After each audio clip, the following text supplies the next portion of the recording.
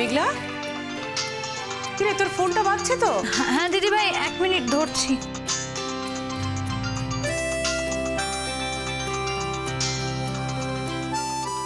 বুঝলে বুম্বা, দেখো এতদিন তো আমি নিউজ চ্যানেলে চাকরি করছি, রোজই তো খবর পড়তে বসি বলো। হ্যাঁ, তো আমাকে কেউ কোনোদিন এইভাবে ফোন করে বলেনি। তাই কি ভাবছি জানো, এই সমস্ত পরিশ্রমের কাজ টাজ না করে ছোটবেলা থেকে কেন যে গানটা মন দিয়ে একটু শিখলাম না। একদম ঠিক বলেছো কাজরি।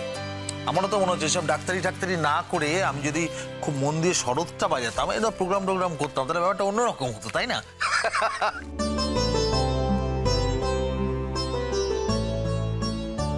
ভাবো, একটা টেলিভিশনের প্রোগ্রাম মেঘলাকে কোথায় পৌঁছে দিল। হ্যাঁ, আচ্ছা ঠিক আছে, রাখছি।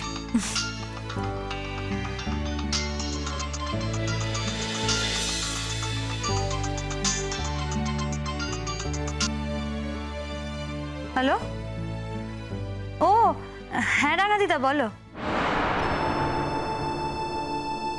আচ্ছা হ্যাঁ, তোমরা আমাকে এইভাবেই আশীর্বাদ করো রাঙা দিদা, যাতে আমি আরো ভালো গান গেয়ে তোমাদের এইভাবে আনন্দ দিতে পারি। হ্যাঁ হ্যাঁ হ্যাঁ, ভালোই আছে। ওমা সে কি, আমি যেতে পারবো না কেন? রোজ তো আর টেলিভিশনে প্রোগ্রাম থাকে না বা ফাংশনও থাকে না। আমি নিশ্চয়ই যাব, তোমরা একদিন এসো। হ্যাঁ হ্যাঁ, তোমরা বরং এক কাজ করো, একটা ফোন করে নিও, আমি থাকবো। যদি প্রোগ্রাম থাকেও তাহলেও আমি বাড়ি থাকবো। আচ্ছা ঠিক আছে, হ্যাঁ হ্যাঁ, বাড়ির সবাই ভালো আছে। আচ্ছা রাখছি তাহলে। হ্যাঁ, কি মজার ব্যাপার দেখ বুম্বা, এইসব আত্মীয় স্বজনরা সারা বছর আমাদের সাথে তাদের কোনো রকম যোগাযোগ নেই, কেউ ফোন করে না, বাড়িতে আসে না, আমরা যে উঠতে পারি না, কিন্তু যেই বাড়ির বউ গান গেয়েছে সব একেবারে হুড়মুড়িয়ে গায়ে পড়ে ফোন করে। সব গ্ল্যামার স্ট্রাক, বুঝলে, ওই রিফ্লেক্টিং গ্লোরিতে বেঁচে থাকতে চায়।